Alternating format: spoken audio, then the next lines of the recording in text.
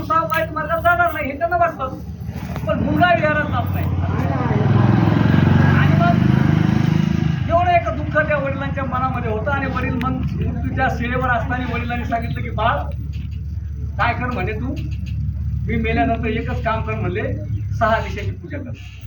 काय कर म्हणले, 6 दिशेची पूजा कर. एवढा शब्द बोलले. बिचारी वडील त्यांचा प्राण निघून गेला बघा.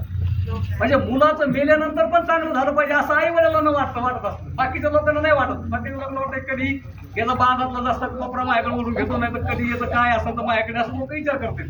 पण आई वडीलच फक्त मुलाचा चांगला विचार करतील. तर मेल्यानंतर काय झालं, त्यांना मला सांगितलं वडिलांची शेवटची इच्छा आहे, मला 6 दिशेची पूजा करायला पाहिजे. आणि मग तो काय करतो, एक नदी असते तर नदीवर लोक पहिले नदीवर आंघोळ करायचे. घरी नव्हती घरी, बाया पण नदीवर जायच्या. तो नदीवर स्नानासाठी गेल्यानंतर नदीत ओल्या कपड्यानं उडी मारायचा आणि असं पाया पडायचा, खाली पाया पडायचा, असं वर पाया पडायचा, इकडं पाया पडायचा, तिकडं पाया पडायचा. तो पण तुम्हाला अजूनही काय लोक दिसते बसा काय उठल्या आपलं इकडं तिकडं दूर जेव्हा चौकड पाया पडणं, खाली पडणं, वर पडणं, ही दिशा ती दिशा, या अशा 6 दिशाला काय खालची वरची पूर्व पश्चिम दक्षिण उत्तर. तर अशा प्रकारे तो पाया पडायचा. आणि एक दिवस त्या घाटावर भगवान बुद्ध स्नान करायला गेले. आणि मग स्नान करत असताना हे अशा प्रकारे ओल्या कपड्याने नदीत बुडून त्या दिशाच्या पाया पडतो हे भगवान बुद्धांनी पाहिलं. आणि भगवान बुद्धांनी पाहिलं तर भगवान बुद्धांनी विचारलं की तू काय करायला. आणि त्याच्या वडिलांना हे माहित होतं की बुद्ध त्या घाटावर स्नान करायला जाते एक ना एक दिवस, आणि हे माझ्या मुलाच्या नजरेस पडते आणि ते माझ्या मुलाला काहीतरी उपदेश करते. हे त्याला आवडलं ना वाटत होतं. मग तो म्हणला की अशा प्रकारच्या 6, तो मला माझ्या वडिलांनी सांगितलं म्हणे 6 दिशेची पूजा करायची. ते म्हणले 6 दिशा.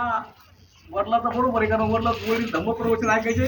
म्हणले हे दिशा 6 सांगितल्या, पण ह्या दिशा नाही म्हणले. त्या पूर्व पश्चिम उत्तर दक्षिण खाली वर ह्या दिशा नाही, हे का नाही. तर मग या दिशा कोणत्या सांगितल्या. वरची दिशा कोणाची आहे, गुरुजनांची आहे. खालची दिशा कोणती आहे, नौकर चाकरांची आहे, हे का नाही. पूर्व दिशा कोणाची आहे, आई वडिलांची आहे. पश्चिम दिशा कोणाची आहे, गुरुजींची आहे. तर दिशा म्हणजे मुलं बाळ दिशा आहे, पत्नी दिशा आहे, आई वडील दिशा आहेत. यांची पूजा करणं, ह्या 6 दिशा आहे माणसाच्या जीवनामध्ये. माणूस आला तर एकटा येत नाही, गेलं तर एकटा जात नाही. यांची पूजा करणं म्हणजे पुण्यकर्म आहे. आता पूजा पण शब्दाचा अर्थ बुद्ध धर्मात वेगळा आहे. बाकीच्या धर्मात पूजा म्हणजे तपारात घ्यायची, काय खाटका खोबळं काय बायनू टाकायचं, तिथं व्हायचं, असं पूजा नाही. पूजा म्हणजे सन्मान करणं. पूजा शब्दाचा अर्थ काय, सन्मान करणं, आदराने बोलणं, नतमस्तक होणं, हे का नाही.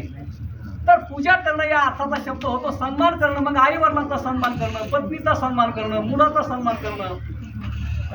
तर याच्यामध्ये वाढ वडिलांचा सन्मान करणं ही आपली पश्चिम दिशा आहे. आणि या दिशाची तू पूजा केली पाहिजे असं भगवान बुद्ध त्या ठिकाणी सांगतात. आणि वाढ वडिलांनी केलेले उपकार पण त्या ठिकाणी सांगतात भगवान बुद्ध. आणि हे त्याला कळालं तर त्याला कळतं खऱ्या अर्थानं भगवान बुद्धाने हे कल्याणाचा मार्ग सांगितलेला आहे. हा लोक कल्याणाचा मार्ग या ठिकाणी भगवान बुद्धाने सांगितलेला आहे. आणि म्हणून आना कुळाचे कमवता येतन मंगल मुतन, कुळाची परंपरा चालू ठेवणं, आपल्या कुळाच्या पूर्वजांचं स्मरण करणं हे अत्यंत माणसाचं केलेलं पुण्य कर्म आहे, हे का नाही.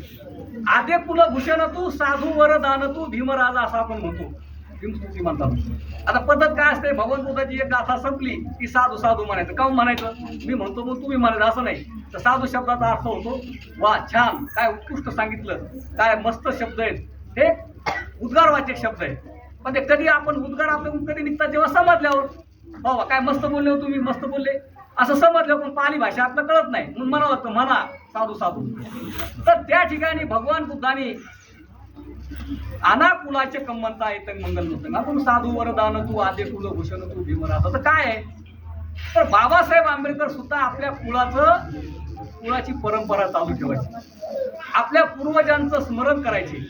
दरवर्षी भीमा कोरेगावला जाऊन त्या ठिकाणी आपल्या महाराजांच्या कार्याला शौर्याला सलामी द्यायचे बाबासाहेब आंबेडकर. हे कुळाची परंपरा. कसं ह्या आजी आहेत आणि आजीच्या कुळात त्यांची मुलं बाळ आहेत. बघा त्यांचे नातवंड आहेत, त्यांना माहित झालं माझी आजी कोण आहे आणि माझे